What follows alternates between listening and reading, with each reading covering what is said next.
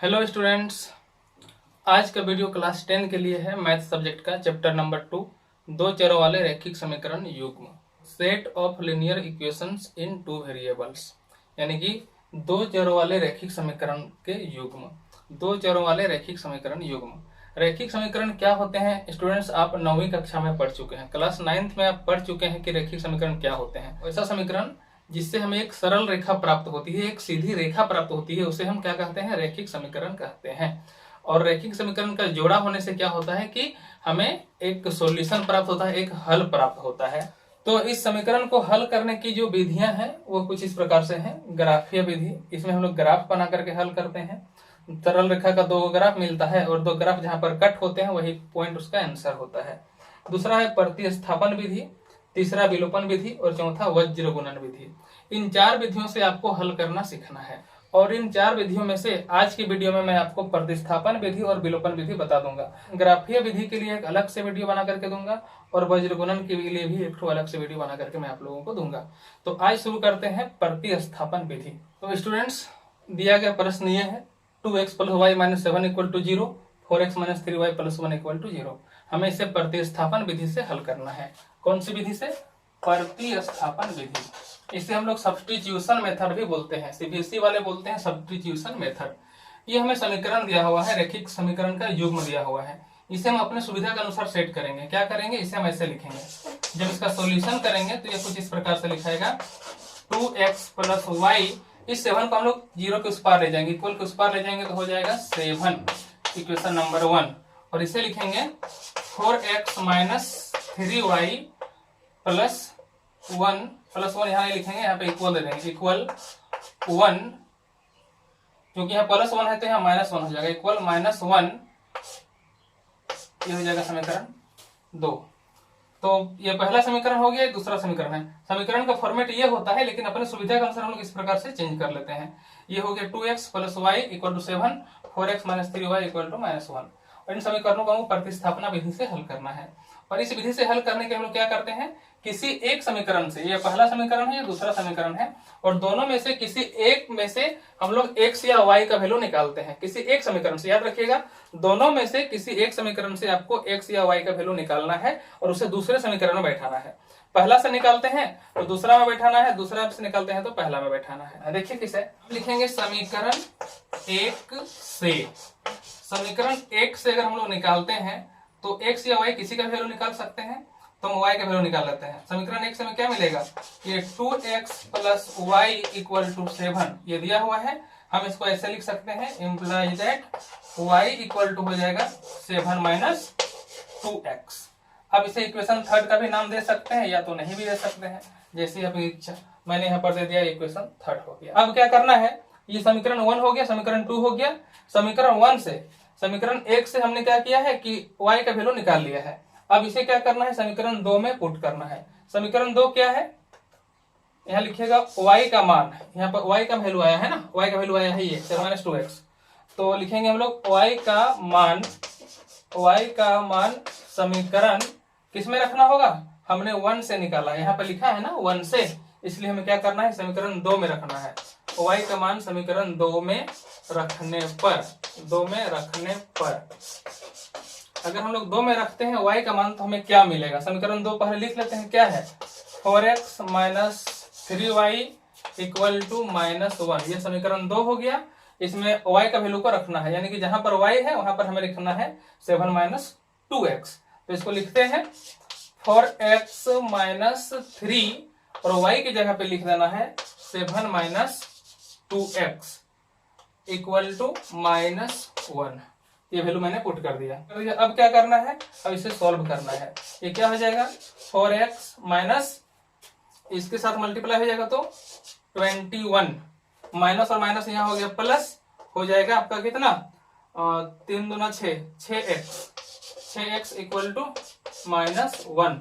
अब क्या करना है कि x और x एक जैसा है, ये जुड़ जाएगा आपस में, इम्प्लाई दैट क्या हो जाएगा, 6 × 4 = 10, यहाँ पे हो जाएगा 10x और -21 है, इधर जाकर के +21 हो जाएगा, -1 + 21 है ना। इम्प्लाई दैट 10x = हो गया कितना, और ये हो जाएगा आपका 20, -1 हो जाएगा 20 हो जाएगा।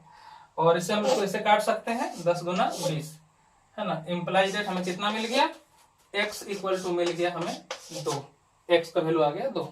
तो हमने हल कर लिया है, एक मान हमने निकाल लिया है। अब दूसरा मान y निकालना है। y निकालने के लिए हम क्या कर सकते हैं, जो x का मान आया है उसे किसी में भी रख दीजिए, समीकरण 1 या 2 में रख दीजिए। अगर आप 3 नहीं माने हैं तो 1 या 2 किसी में भी रख सकते हैं। अगर आपको 1 में रखना है तो भी आंसर आएगा, 2 में रखना है तो भी आएगा, और अगर आप 3 माने हुए हैं तो आप 3 में भी वैल्यू रख सकते हैं। तो चलिए हम वैल्यू रखते हैं इसका 3 में, समीकरण 3 में वैल्यू रखते हैं। हम चूंकि 3 माने हैं इसलिए समीकरण 3 में रखते हैं, इसे मिटा रहे हैं।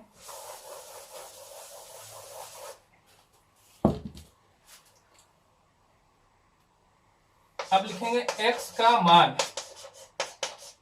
मान समीकरण 3 में रखने पर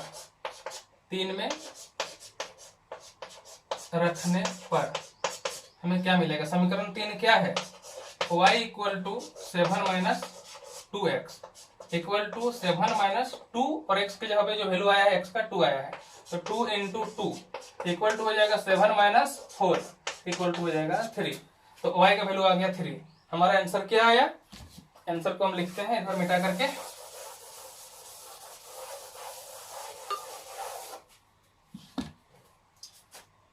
हमारा वैल्यू आया x equal to 2, y equal to 3।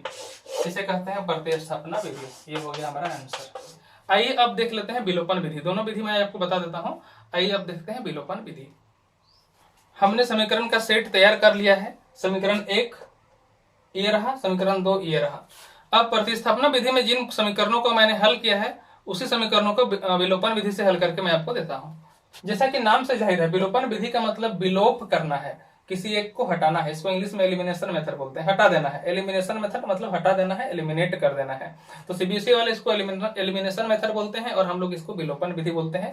यानी कि विलोप कर देते हैं। किसका विलोप करते हैं, किसी एक मान का, x का या फिर y का विलोप करते हैं, हटा देते हैं। तो आइए देखते हैं कि विलोपन विधि से हल कैसे करते हैं। यह हो गया समीकरण 1, यह हो गया समीकरण 2। समीकरण 1 समीकरण 2 हमें हल करना है विलोपन विधि से। इस विधि में हल करने के लिए हमें क्या करना पड़ता है, जिसको भी विलोप करना है उसको बराबर करना पड़ेगा। इस समीकरण में 2x है, यहाँ 4x है। अगर हम x को हटाना चाहते हैं तो x को बराबर करना पड़ेगा। अगर हम y को हटाना चाहते हैं तो y को बराबर करना पड़ेगा। यहाँ पर y है, यहाँ पर 3y है, तो हम किसी को भी हटा सकते हैं। चलिए x को हटा करके दिखाते हैं। तो उसके लिए क्या करना पड़ेगा, इसको 4 बनाना पड़ेगा और या फिर इसको 2 बनाना पड़ेगा। तो इसको 2 बनाना मुश्किल है, इसे 4 बना सकते हैं 2 से गुना करके। तो लिखेंगे समीकरण 1 गुना 2 तथा समीकरण 2 गुना 1 से। देखिए हम यहाँ पे इसको लिखना जरूरी नहीं था, फिर भी मैंने लिख दिया है। क्यों लिखा है, क्योंकि कभी कभी आपको ऐसा मिलेगा, अगर यहाँ पे 3 है, यहाँ पर 4 है, तो वो कैसे बराबर करते, ऊपर वाला को 4 से, नीचे वाला को 3 से अदला बदली कर दे। ऊपर वाला को 4 से गुना कर देते, नीचे वाला को 3 से कर देते। क्योंकि यहाँ पर 2 दिया हुआ है तो सिर्फ ऊपर वाला को 2 से मल्टीप्लाई कर देते हैं तो इसके बराबर हो जाता है। इसलिए हमें दोनों को गुना करने की जरूरत नहीं है। इसलिए मैंने इसको क्या किया, समीकरण 2 को 1 से गुना कर दिया, ताकि 1 से गुना करने पर कोई फर्क न पड़े। आपको समझने के लिए सिर्फ जरूरी नहीं गुना करना 1 से। हाँ, दूसरी संख्या होती है तो आपको गुना करना ही पड़ेगा। तो आइए देखते हैं अब क्या मिलता है। हमें 2 से गुना कर दिया है ना, तो ये पूरा समीकरण 2 से गुना हो गया। ये पूरा का पूरा हर जगह 2 से गुना करना है, यहाँ भी 2 से गुना करना है। तो कितना हो जाएगा, 2 दूना ये 4x plus 2y equal to 7 दूनी 14। दूसरा जो है समीकरण है उसको क्या करना है, जैसा का तैसा लिख देना, क्योंकि हमने 1 से गुना किया है। और नहीं भी गुना करते तो भी कोई दिक्कत नहीं था, तो लिख देते हैं 4x minus 3y equal to -1। अब इसके नीचे खींचना है एक लाइन। अब हमें विलोप किसका करना है, x का करना है, क्योंकि हमने x को इक्वल किया है। ध्यान रखिए, x को हमने बराबर किया है विलोप करने के लिए, तो इसका विलोप करते हैं। विलोप कैसे करते हैं, देखा जाता है कि उसके पहले कौन सा चिन्ह है, प्लस है कि माइनस है। तो याद रखिएगा, अगर चिन्ह असमान रहे, यहाँ माइनस यहाँ प्लस रहे, तो हम जोड़ देते हैं, और यहाँ दोनों जगह माइनस रहे या फिर दोनों जगह प्लस रहे तो हम क्या करते हैं कि घटा देते हैं। तो हम क्या लिखेंगे, यहाँ पर लिखेंगे घटाने पर। घटाने पर क्यों घटाएंगे, क्योंकि चिन्ह समान है। असमान रहता तो क्या करते, हम लोग जोड़ देते। तो यहाँ पे घटाने पर लिखना है। जब घटाएंगे तो क्या हो जाएगा, यहाँ पे लिखते हैं घटाना का चिन्ह।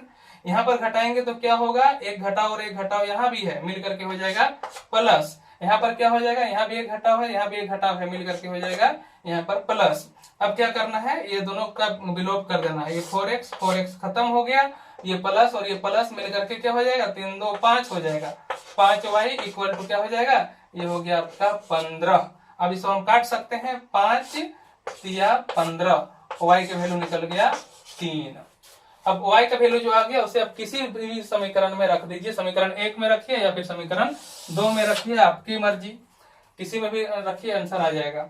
अब लिखते हैं y का मान समीकरण 1 में रखने पर, समीकरण 1 में इसका वैल्यू हम रख दे रहे हैं, समीकरण 1 में रखने पर। तो समीकरण 1 हमारा क्या है, 2x plus y equal to 7, 2x plus y equal to 7। अब हम इसमें रख देते हैं वैल्यू को, ये हो गया आपका 2x प्लस वाई का वैल्यू हमने कितना निकाला है 3, तो यहाँ हो गया 3 इक्वल टू हो गया 7, imply that 2x equal to कितना हो जाएगा, 3 में उधर घट जाएगा, जाकर के हो जाएगा 4। अब हम इसको भी काट सकते हैं, 2 दूनी 4, imply that x equal to आ गया 2। याद आया ना, पहले भी आंसर यही आया था, x equal to 2, y equal to 3, ये रहा हमारा आंसर। तो इसे हम विलोपन विधि बोलते हैं, और दोनों विधियों में से विलोपन विधि ज्यादा सरल है। प्रतिस्थापन विधि और विलोपन विधि की तुलना करें तो दोनों विधि में कौन सी विधि आसान है, विलोपन विधि आसान है। बस विलोप करना है, काट देना है, आंसर आ गया, दूसरे में पुट कर देना है, आंसर निकल गया। आज मैंने आपको 2 विधियां बताई, विलोपन विधि और प्रतिस्थापन विधि। आपको विलोपन विधि और प्रतिस्थापन विधि में कोई भी प्रॉब्लम होती है तो आप कमेंट करके हमें बताइए, मैं उसके लिए एक अलग से वीडियो बना करके दूंगा। पर श्योर करता हूं कि जो भी क्वेश्चन करेंगे, जो भी क्वेश्चन पोस्ट करेंगे कमेंट में, मैं उनके क्वेश्चन को हल करने के लिए अलग से वीडियो बना करके मैं अपलोड कर दूंगा। तो आज का वीडियो यहीं तक, मिलते हैं अगले वीडियो में। जय हिंद।